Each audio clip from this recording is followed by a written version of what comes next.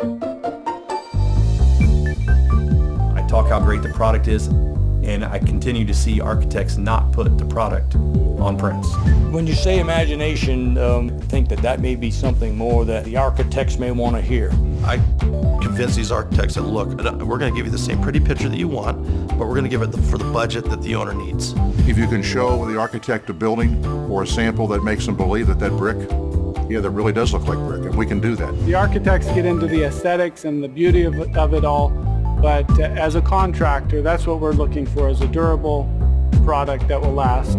Sometimes they can't see it beyond the project. We don't get a class on how to deal with an architect. So those are the kind of things that Dryvit brings to us that we can bring to the table, that we also bring to the architect and to the owner to give them a system that is better off.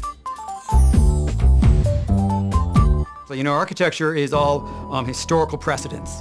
Even if you're doing modern architecture and new architecture, you're still basing it on historical precedents. And so as I start looking at architecture and looking at, Picasso said it best.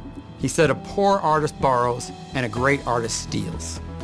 And what that means is, if you borrow it, everyone knows where it came from.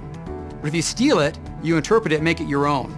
And so as I do classical architecture and take it into a modern context, it's challenging because it is very detailed. As you do detailed architecture, a lot of these cities have a requirement for 30, 40, 50% stone on the material of the building. And I start telling the cities, I can't do cool classical detailing and do it out of stone or granite or brick. I said, it just doesn't work. You can't make it pencil. The cost is so prohibitive. And so I convinced the cities that if you use the Terraneo, that it really is a stone product.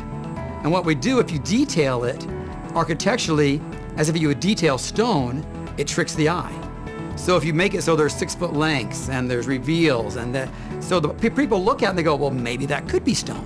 If you've got a 30-foot expanse, well, hell no, it can't be stone. And so everybody kind of knows it's got to be some kind of EIFS product. So I tell the cities that it all comes down to how you detail it and make it look, and then we can do classically really cool architecture, but do it of a product that gives you a stone look and makes it still feel like it's stone. The idea is to think out of the box. The idea is how do we get cool design built and show clients get built, and then also with cities.